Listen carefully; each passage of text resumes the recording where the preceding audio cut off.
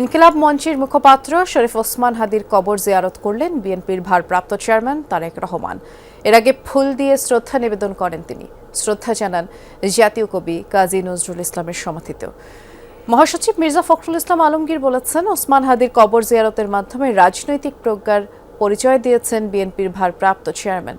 জানান, চক্রান্ত থাকলেও নির্বাচন ঘিরে জনগণের শঙ্কা দূর হয়েছে। আপনাকেই বলছি, ইন্স্যুরেন্স করলে সিটিতে সুরক্ষা পাবেন নিশ্চিতে। বেলা 11:30 নাগাদ জাতীয় কবি কাজী নজরুল ইসলামের সমাধি কমপ্লেক্সে বিএনপির ভারপ্রাপ্ত চেয়ারম্যান তারেক রহমান ইনকিলাব মঞ্চের মুখপাত্র ওসমান হাদির কবরে ফুল দিয়ে শ্রদ্ধা জানান তিনি। দোয়া ও মোনাজাতে স্মরণ করেন রাজুদ্দীপ্ত এক তরুণকে, গুলিবিদ্ধ হয়ে প্রাণ গেছে যার। সঙ্গে ছিলেন ঢাকা বিশ্ববিদ্যালয়ের উপাচার্য, ডাকসু ভিপি ও ছাত্রদলের নেতৃবৃন্দ। পরে তারেক রহমান পুষ্পস্তবক অর্পণ করেন দ্রোহ বিদ্রোহের কবি জাতীয় কবি কাজী নজরুল ইসলামের সমাধিতে। নজরুলের চেতনা ধারণ করে কবির প্রতি গভীর শ্রদ্ধা জানান তিনি। সমাধি কমপ্লেক্সের সামনে গাড়িতে ওঠার আগে হাত নেড়ে শুভেচ্ছা জানান অপেক্ষমান নেতাকর্মীদের। দুই হাত তুলে দোয়া কামনা করেন উৎসুক সাধারণে। দলের মহাসচিব মির্জা ফখরুল ইসলাম আলমগীর বলেন, জটিল রাজনৈতিক পরিস্থিতির মধ্যে তার বাংলাদেশে আগমন অনেক সমীকরণকে সহজ করে দিয়েছে। ওসমান হাদির কবর জিয়ারত রাজনৈতিক প্রজ্ঞারই উদাহরণ।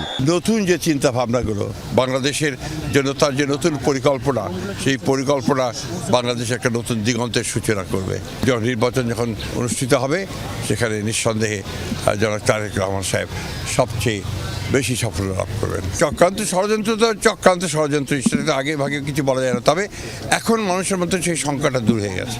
এর আগে ঢাকা বিশ্ববিদ্যালয় এলাকায় বিএনপির ভারপ্রাপ্ত চেয়ারম্যানের গাড়িবহরকে স্বাগত জানায় ছাত্রদলের বিপুল সংখ্যক নেতাকর্মী। তার গাড়িতে ফুল ছিটিয়ে উচ্ছ্বাস প্রকাশ করে ছাত্রদল। সকল বর্ণ নির্বিশেষে পুরো বাংলাদেশ উজ্জীবিত তারেক রহমানের এই ঐতিহাসিক আগমন উপলক্ষে। হাদির কবর জিয়ারতে আমাদের ছাত্রদলের নেতাকর্মীরা, সকল ইউনিটের নেতাকর্মীরা সর্বোচ্চ উপস্থিতি নিশ্চিত করছে। বাংলাদেশের হয়তো আর কোনো নিরাপত্তা নেই তাকে দেওয়ার মতো, কারণ সাধারণ জনগণের যে চাপ, সেই চাপ আইন শৃঙ্খলা রক্ষাকারী বাহিনী হিমশিম খাচ্ছে।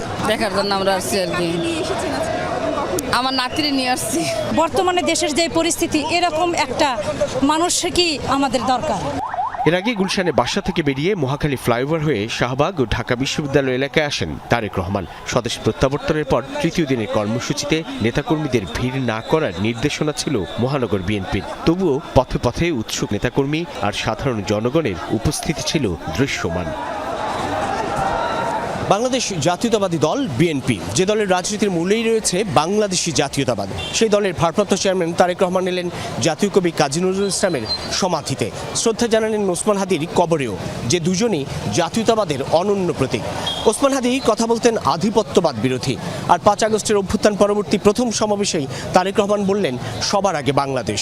সেই বাংলাদেশের স্বার্থ রক্ষা করে সাধারণের জীবনমানের উন্নয়ন ঘটিয়ে বৈশ্বিক মঞ্চে বাংলাদেশকে এগিয়ে নিয়ে যাওয়ার জন্য তারেক রহমান নিজস্ব পরিকল্পনা নিয়ে এসেছেন।